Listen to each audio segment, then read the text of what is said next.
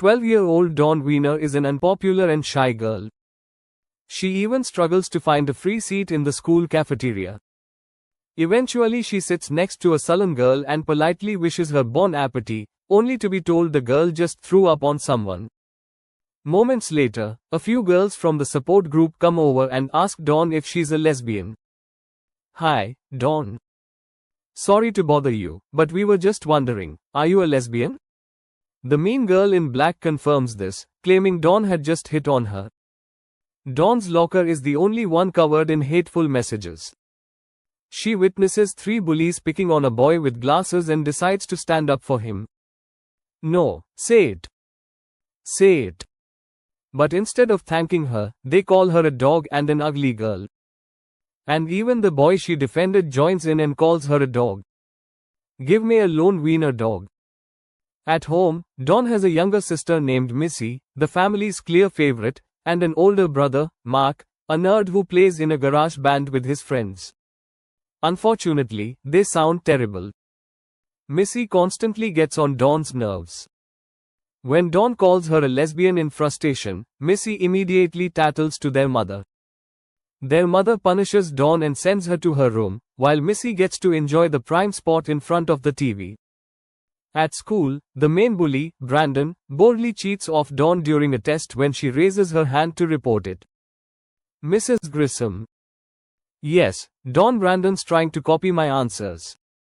The teacher punishes both of them. During dinner, Mark shares a brilliant plan to invite the most popular guy at school to join their band so they can finally gain recognition. So I think it may have swung a pretty good deal with Steve Rogers today. Who's Steve Rogers? Well, Steve Rogers is only like one of the most popular guys in class. Missy, annoyed as ever, asks their mom to send Dawn to a correctional facility so she won't bother her anymore. Oh, honey, you don't mean that. Dawn loves you. Remember, no matter what she does, she's your sister. Their mother sides with Missy again and demands that Dawn apologize. Dawn, I'm not sorry. She even insists that Dawn say she loves Missy. You are not leaving this table until you tell your sister that you love her. Stubborn as ever, Dawn refuses and sits there silently. That night, as an act of quiet revenge, she saws the head of Missy's mermaid Barbie. Then, almost hypnotically, she wanders into the garage. To her surprise, her brother really did invite Steve Rogers to the band. He's not only handsome, like Apollo, but also a great singer. That night, Dawn lies awake, unable to sleep. She fell in love. High school student Mary also spoke in front of a group of school children. She explained why it's important to stay quiet. A year ago, she had been kidnapped while walking home. At the same time, bullies were tormenting Dawn when all of a sudden a dark car pulled up beside me and she decided to fight back. She stuffed a slobbery piece of paper into a pen and fired it. So, students, I'm telling you this story. But accidentally hit the teacher in the eye. As a result, Dawn and her parents were called to the principal's office. Her mother didn't offer much support and told her she didn't have any friends on the street. The teacher with the injured eye gave her a wolf-like glare. Steve Rogers came to visit her brother. After Mark left, Dawn snuck into his room in her pajamas and started staring at Steve.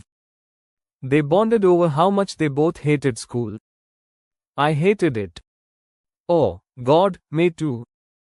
Dawn even managed to touch Steve before her brother chased her out. Mark had received a letter from a girl he met at summer camp. This is my 3rd letter to you, and I'm going to assume that you do not want to continue our relationship if I do not hear back from you within 10 days. He broke up with her, even though she was ready to sleep with him. But for a bespectacled guy like Mark, passing his exams and getting into college was more important. Steve Rogers, however, hooked up with anyone without discrimination. The only requirement was that the girl be willing to go all the way. This included even scarecrows and younger schoolgirls. To confirm the rumors, Dawn went to see the local slut Ginger. Can I talk to you for a second? It's about Steve Rogers, who confirmed that she and Steve had done some hand stuff the previous summer. But according to Ginger, Dawn didn't stand a chance. What if I wear something? Go on, look in the mirror. So Dawn looked at herself in the mirror, then at her untouched hand. One day, Steve came home when Dawn was alone. If you want, you can come inside and meet. Okay. You have anything to eat? Yeah, follow me. When he saw some cash on the table, he quickly pocketed it. Dawn just sat there, watching this Adonis devour the free food. Dawn decided to show off her piano skills. She also made sure to highlight the fingers she used to play. She played the keys skillfully. When Steve was about to leave, he dropped his ID card. Dawn picked it up and started casting a spell. Steve, hear me. You will fall in love with me. The band already had at least one fan, Dawn. She kept her eyes glued to the object of her obsession and sang along with him. Some nerds tried to criticize his playing, so Steve told them off and quit the band. Fuck this shit, he can't take criticism. He had only tolerated them in exchange for help with computer science, but he'd rather fail the class than hang out with those idiots. Tough. I quit. Later, she and her friend were harassed by bullies at a store. Dawn called Brandon mentally retarded and walked off. During recess, he approached her. You better get ready cause at 3 o'clock today I'm going to wake you. He kept pursuing her and reminding her of his threat every time he saw her. He kept his eyes on Dawn while simultaneously distracting Lolita, who was approaching him. When the bell rang, Dawn rushed toward the back exit, only to find a bully already waiting for her. Nice try, bitch. No, I was trying to meet you. Don't bullshit me, you piece of ugly fuck. I'm sorry. Sorry for shit. Pulling out a knife, he ordered her to undress. But just then the janitor came out, giving Dawn a chance to escape.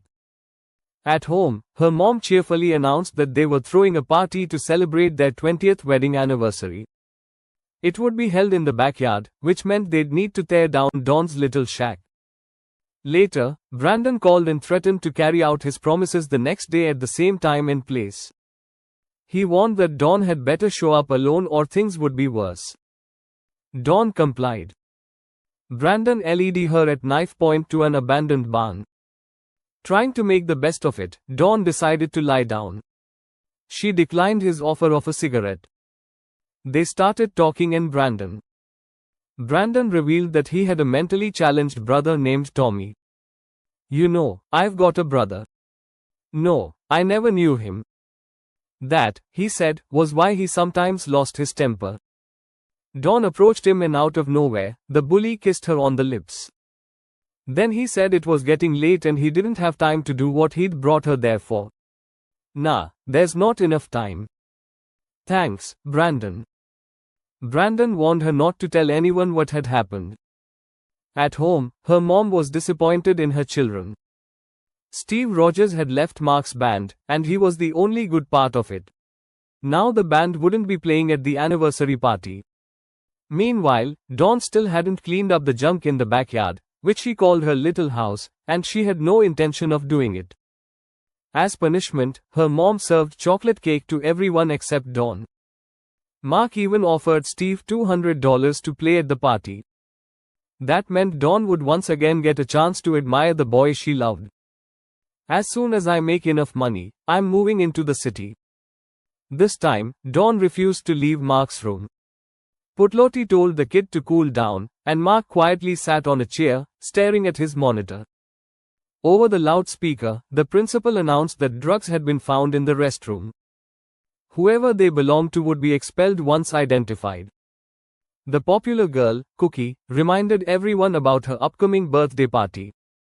Brandon asked why he hadn't been invited. Cookie quickly made up an excuse. Then Brandon pulled something out, wrapped in notebook paper. Everyone froze. But it turned out to be just some cookies he hadn't eaten at lunch. Now can I come to your birthday party this weekend? But Brandon? This didn't even cost anything. Frustrated, Brandon slammed his hand into Dawn's locker. Despite everything, the two spent the evening together in the shack. Brandon apologized for hitting her locker and expressed outrage that the awesome shack was going to be torn down. He kissed Dawn again, but she replied in a sad, serious tone that she couldn't be with him. I want to, but I'm in love with someone else. Who? Brandon got angry and stormed off, shoving Dawn to the ground. A lot of guests had gathered for the holidays. Mark was playing with Steve on stage, but where was Dawn? It was only then that the parents realized they hadn't seen her at all. Finally, she decided to step outside just to talk to Steve and invite him to join her club of special people. I was wondering if. Embarrassed, Steve told her that, based on the name, her club sounded like it was for retarded people, and he closed the door on her again. After the party, Steve dropped out of school and left to pursue a future in New York. Meanwhile, the family laughed and reminisced as they watched the tape from the anniversary party. That night, Dawn got up, took a hammer and destroyed the cassette. She wished she could do the same thing to her sister's head. Brandon wouldn't even look at her anymore. Suddenly, the principal entered the classroom with the police and told Brandon to come with him. On the way home, Dawn was acting out. Her mother had to leave urgently and asked her to give Missy a note. Now you won't forget. No, it said Missy would have to go home with her ballet teacher that day. Dawn took the note but fell asleep watching TV. I'll get it. The phone rang. It was Ralphie. Missy asked her sister to come to the phone because Ralphie was her best friend. But Dawn said cruel, nasty things about him, and Ralphie heard every word. When Missy was about to leave, Dawn remembered the note. But out of spite, she didn't give it to her. What? Nothing. Evening came and Missy never returned home.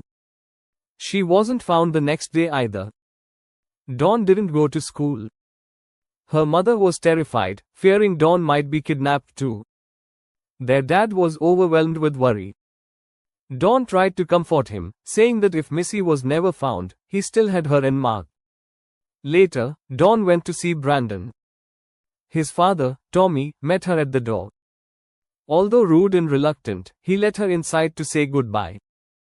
They were leaving in an hour. Dawn found Brandon in his room, packing. I want to be your girlfriend. Too late. His father planned to send him to a correctional facility. Brandon had no intention of going. Brandon had been expelled for drug dealing. He claimed another bully was the real dealer, but no one believed him. Not even Dawn. Who said I'd deal drugs? But Brandon, everyone says maybe now, he said, he'd become a real dealer. He grabbed his duffel bag and jumped out the window to escape. Please don't go. Later, during dinner, the family received disturbing news. Missy's tutu had been found in New York City in Times Square. Dawn decided she had to take action. So she went to New York alone at night. She printed out photos of her sister, pasted them all over the walls, and asked people on the streets for help. Suddenly, she saw a pervert dragging her sister into an alley. Help, Missy. Help. Please. Please, she rescued Missy. Oh, Dawn. Oh, Dawn. You are the best daughter a mother could have. Their grateful mother immediately ran up to them. Now everyone says how amazing Dawn is and how much they love her. But of course, it was just a dream. Dawn called home. Mark answered the phone and said their mother wasn't particularly upset when she found out that Dawn had also disappeared. Is Mom real upset? Not really, actually. They found Missy this morning. The truth was, they had found Missy. It turned out that their neighbor had built a bunker in his basement. He had kidnapped Missy and kept her there. Is she in the hospital? No, she's here. She's the same. You know, actually, I think she may have liked being there because she had her own TV and total control over the pusher. Mark called their mother on the phone, but she didn't have time to talk. Later, Dawn gave a speech at school thanking the students for their support and the information that helped catch the kidnapper. Suddenly, one of the bullies shouted, And all the other kids joined in, yelling that Dawn was a dog. This went on until the principal made them stop. After that, the family returned to their regular routine. In the kitchen, Dawn asked her brother if life would always be this awful. Mark reassured her that it was only middle school that sucked. He told her that in high school, people would actually call her by her first name. But for now, she just had to tough it out and be patient. And that was Welcome to the Dollhouse, a painfully awkward, brutally honest and weirdly relatable journey through the battlefield known as middle school. Don't forget to like, subscribe and hit that bell so you don't miss more movie recaps that are weird, wild or just a little too real.